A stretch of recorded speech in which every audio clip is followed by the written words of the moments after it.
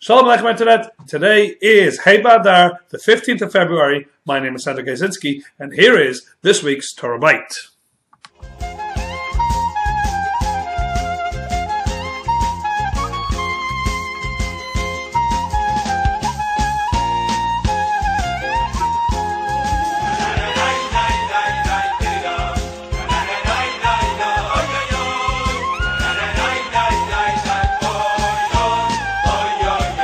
So this week's Torah portion is Parashat Terumah, and it's a truly fascinating Torah portion. Now I know what you're going to say. You're going to say, wait a minute, Rabbi, you say that about every Torah portion. And I'm going to tell you, absolutely, because every Torah portion is fascinating. It's the Word of God.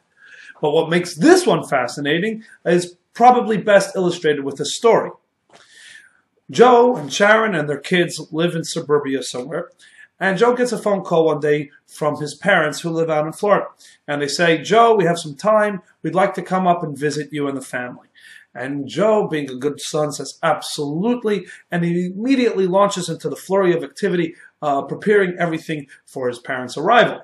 His parents come to the airport. He's there with his car. He picks them up, takes them straight to the nicest hotel in town, and he has booked for them the suite on the top floor. He tells them, take it easy, relax, and tomorrow morning I'm going to pick you up and we're going to have a wonderful day. And the next morning he picks them up and he takes them to this museum and to that gallery, and so it goes for the entire trip. He's driving them back to the airport at the end of their stay, and he asks them, so, Mom, Dad, how did you enjoy yourselves? It was wonderful. How was the hotel? The hotel was beautiful. It was beautiful. It was 5 stars. How are the trips and the activities? Gold standard. Wonderful, wonderful. But what? But that's not why we came. We didn't come to stay in the nicest hotel. We didn't come to have wonderful activities. We came to spend time with you and your family. That's what God is telling us in this week's Torah portion. This week's Torah portion has the command to build the temple and the tabernacle, and we have the great details of everything that's meant to be done, the gold and the silver and the copper, etc. But the verse that kicks it all off says, V'asu li mikdash, build for me a tabernacle, a mishkan, v'shachanti b'tocham, and I will dwell among them. It doesn't say I will dwell in it. It says I will dwell among them. The commentaries say the them there is the people. The God says, you build me a mishkan that will act as a conduit to draw down my presence.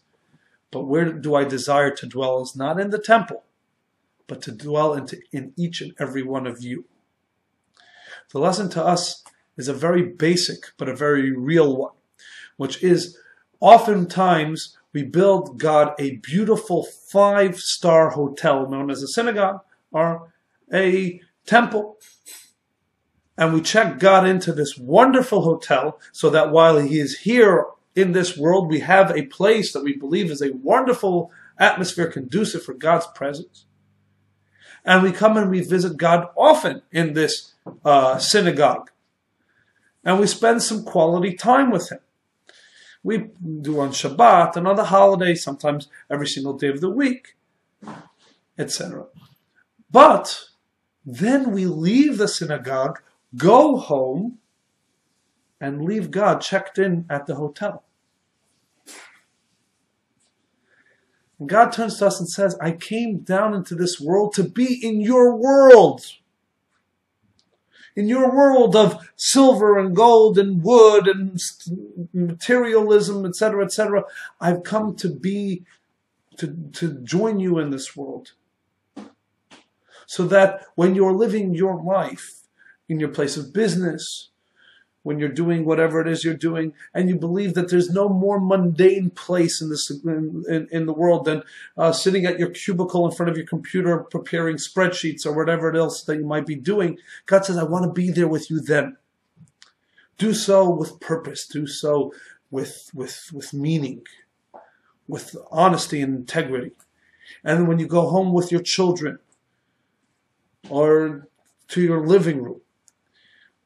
A mezuzah on the wall, a tzedakah pushka on the table, talk to your children about Torah values, etc., etc. I want to be there as well. I entered your world to be in your world, to be with you. Build me a mishkan so that I might dwell among you. Don't leave me in the synagogue. No matter how beautiful it is, bring me home. This is the unique and special relationship each and every one of us can have with God. He's asking for it. He's knocking on the door. Let's make sure we open it up and invite him in. And so that our lives are a little bit holier for it. Our days are a little bit more divine. And not just the time we spend in the synagogue, but the time we spend in what we call our world.